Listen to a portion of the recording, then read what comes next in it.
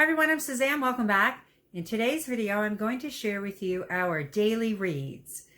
And if you are in a homeschool community, you're probably more familiar with the term morning basket. I did do a video a couple months back showcasing what we were reading in our daily reads. And we have finished 3 of those books. So I thought I would update our video with our new daily reads. First off, I'll show you the couple that are remaining. This is Sing a Song of Seasons, a nature poem for each day of the year. And this is illustrated by Fran Preston Gannon and selected by Fiona Waters.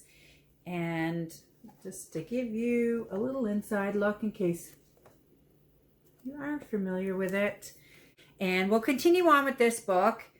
I definitely would like to add another poetry book. These poems, a lot of them are very short. So they're quite short, and I've been considering adding another book. I just haven't decided which one to add. If you have a recommendation for a lovely poetry read that we could use for spring and summer, I'd love to know it. Please leave it in the comments below. Now, I do have a lovely nature book coming for Mother's Day, and that's why I haven't filled in the spot as well, because that might be the perfect book. But if not, please, love to have a recommendation below. The other book that we're continuing on with is the Life Cycles book. And this is everything from start to finish. And this is a DK book. I just say that I love, they usually have really beautiful illustrations. And this is a life cycle of plants, animals, weather. See, this is, oh, ants. Right, we just did that the other day. We're not quite finished this. I'd say we're halfway through. Definitely by the summertime, this will be finished for us. Another book that I showed in that first daily reads video was A Child's Introduction to African American History. And we did a big Black History Month pile of books. And I added this to our daily reads from there. We are halfway through this book. I am going to set it aside and we're going to pick up the other half next year. I highly recommend this. We learned so much and so many things that I had no idea about. And that is the purpose of this book, is to tell the stories. They've been left out of history. And like I said, I did learn a lot, and we need to move on to something a little more nature for spring and summer. I find we're getting a little tired of school. This starts to happen this time of year. So I'm trying to introduce some new stuff and shake it up because we still have 2 months left of our school year. And because that book was so fantastic and I really love these child introduction series, I thought I would start us off with this one for spring. This is A Child's Introduction to the Night Sky. And I've had this on the shelf for quite a long time now, and I thought this would be the perfect time. And this is the story of the stars, planets, and constellations and how you can find them in the sky.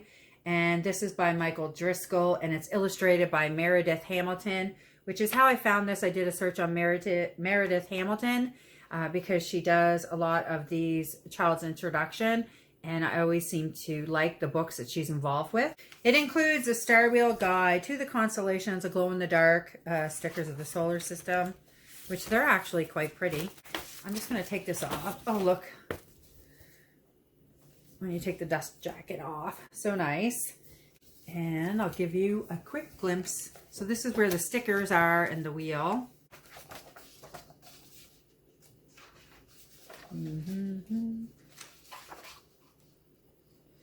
What we can see. Yeah.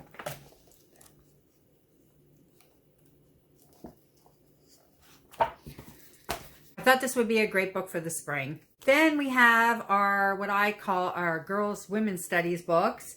And we finished the last one, which we loved. It's called Her Story. And the next one I decided I was going to pick up is called The Book of Queens. And this is legendary leaders, fierce females, and wonder women who rule the world. And I was looking at this for one of the Women in History videos that I did. I did a whole series in March. And of those, I decided this would be a nice, fun one to read next. And this has a mix of women in history as well as a lot of modern day women, which is why I thought it might be fun. Because as of now, we did a lot of women in history.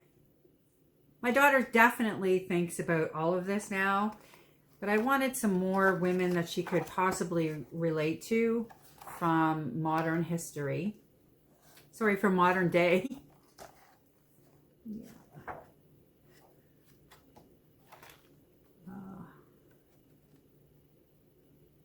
Oops. So that will be our women's study one, and I will finish that this spring before we're finished the school year for sure. And I have really exciting ones picked out for next year already because I did all those women history videos. I found a lot of fantastic books that I want to add to our library, or at least get out of the public library and read in part of our daily reads. Now the final book that I'm going to show you that's going in our daily reads is, this is the Treasury of Norse Mythology, and this is another National Geographic book. And I love doing mythology. Kids love it. And I, of course, love it. And the other reason I like to do this is because I do feel that this was something that was left out in my education, that when I got to university, I had to do a great deal of catch up, and that had to do with a huge amount of mythology. So I don't want that to be the case for my daughter, and kids love it, mythology anyway, so it's always fun. I mean, there's a lot of action, a lot of people killing people. There's so many great things happening in mythology. Anyway, I thought this would be good. I haven't read much about Norse mythology myself, so isn't this the bonus of homeschooling? Being a homeschool parent, you get to learn all kinds of things yourself, and this will be one.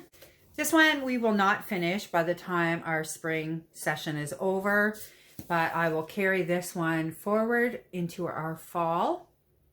If there are any books that you and your family are loving and enjoying in your daily reads, or if you have in the past, please leave them in the comments below. Certainly love to know.